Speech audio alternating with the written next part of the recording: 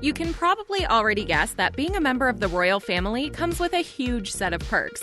But it also comes with some pretty strict rules that the royal children have to follow. Well, except for Prince Harry and Meghan Markle's kids. Since formally leaving their royal obligations behind and moving to the US, there are quite a few rules that these royal kids no longer have to abide by. Meghan and Harry's kids may not be required to go to as many events and ceremonies as they used to, but that doesn't mean you have to miss out on all the ones you want to attend. And if you like live events, check out SeatGeek.com and use the promo code TTC for $20 off your first order. There, see? Look, Archie, it's flying. Number 1. No restrictive dress code. This pretty much goes for the entire family as a whole, but there are strict rules when it comes to what the royal children wear. Normally, boys are required to wear shorts in public, while girls are required to wear dresses. And while that may make sense when you're required to attend royal events, that won't be the case for Archie and Lilibet after Harry and Meghan's decision to pack up and start their new life in the States. They're only kids now, but it may really be interesting to see how their personal style develops over the years as they grow. Number 2. Going to any school. It's normal tradition for the children of the royal family to be homeschooled and taught by qualified tutors and scholars. And while royals like Prince William and Kate Middleton, as well as the late Princess Diana, have all broken that tradition by opting to send their kids to private schools, Archie and Lilibet don't even need to do that. It's probably unlikely that Meghan and Harry will end up sending them to public school, since they are still members of the royal family, and that may be a safety concern, but it's an option now. They'll likely have free reign over what university, if any, they decide to go to. Number 3. Goodbye royal wave. It probably comes as no surprise to literally anyone, but when you're one of the royal children, etiquette training is a must. And they start them off at a young age. They learn everything from how to bow and curtsy, how to dress, how to eat properly at formal meals, and most importantly, how to do the royal wave. It's always been tradition for members of the royal family to wave in a certain way while in public, and it's usually required for children to begin mastering this when they're young. But now, Lilibet and Archie can wave a goodbye hand to the royal wave and can respectfully greet people how they want to in public. Number 4. Traveling in twos. When it comes to travel plans, members of the royal family have one pretty serious rule. 2 heirs to the throne can never travel together, and the reason behind it may be a little grim. Basically, this method ensures that if anything bad happens when one heir is traveling, there's still a succession to the throne. But in Archie and Lilibet's case, they're now able to travel with both their parents at the same time, which is probably going to feel great after having to either stay at home when their parents were traveling or having to only travel with one parent at a time. Number 5. Political views. Working royals meet a ton of people, and a lot of those people are political figures from all over the world. Because of this, it's tradition for the royals to stay neutral when it comes to politics. In fact, they're usually not allowed to vote or to even speak on their political views. But now that Lilibet and Archie's parents have transitioned out of their working roles, the two of them now have the freedom to voice their political opinions openly. You know, when they get old enough to even understand what political views are. Number 6. Celebrity playdates.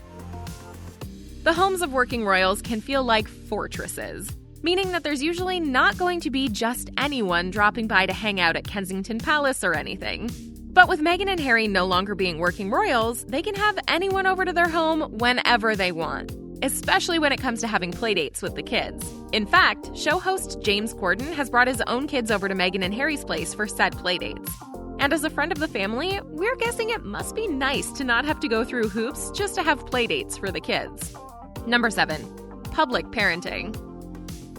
At a young age, royal children are taught to behave, and throwing temper tantrums are pretty much a huge no, especially in public. But at the end of the day, kids are kids, and their emotions can sometimes get the best of them. However, if you're a working royal, you can't simply yell at your kids or discipline them in public. Like, ever. Princess Diana, Kate Middleton, and Prince William have all broken tradition by kneeling down to be on their kids' level to speak to them. But now, Archie and Lilibet parents don't necessarily need to handle their temper tantrums gracefully. Number 8.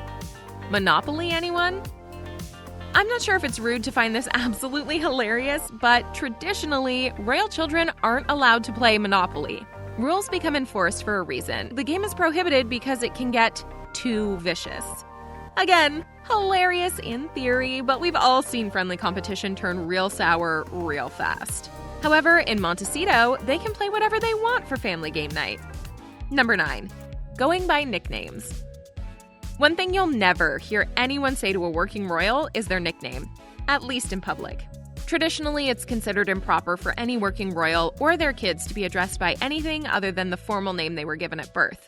But now that Archie and Lilibet's parents are free from their royal obligations, their children, and them in that case, can all be addressed by their nicknames without fear of disappointing the Queen or their family.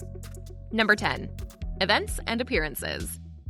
It's not shocking that working royals have to travel a lot. And while it's normal for royal children to stay home while their parents are traveling, especially when they're in school, there is still a ton of events and ceremonies that royal children are required to be at. And we're sure that even for them, it can feel a little overwhelming sometimes. Archie and Lilibet, on the other hand, have the freedom to skip out on a lot of the formal events that they'd normally have to go to. We're sure Meghan and Harry love getting to spend more time at home with the family, too. Number 11. Birth announcement. Usually we see people announce the birth of their new baby on social media, but working royals take it up a few notches. Traditionally, a framed plaque is placed in front of Buckingham Palace for all to see, announcing the birth of a new royal family member. It was a huge deal, especially when Meghan and Harry's first child, Archie, was born. But now that their kids are in Montecito, we're sure a social media post will suffice if they ever become an older brother and sister in the future. Number 12. Having a ton of godparents. Choosing godparents for a royal child is a big ordeal. Fun fact, Prince George was given 7 of them. Between having royal parents, royal aunts, uncles, and grandparents, that's a ton of people already willing and able to mentor a new royal family member, let alone 7 godparents. But we digress. After their parents transitioned out of royal obligations, Archie and Lilibet won't likely be required to have a ton of godparents. Number 13. All you can eat. Meghan is already pretty healthy when it comes to what she eats and what she feeds her children. But when they were working royals, there were strict rules when it came to what Archie could eat. Baby food from a jar just wasn't going to cut it. Garlic and foods that were high in carbs are typically banned from Buckingham Palace. But in California, Archie and Lilibet are free to eat whatever they want. Or, I guess, whatever their parents allow them to eat. Number 14. Optional christenings. Seeing that Queen Elizabeth II is the head of the church, it should come as no surprise that all royal children have to be baptized.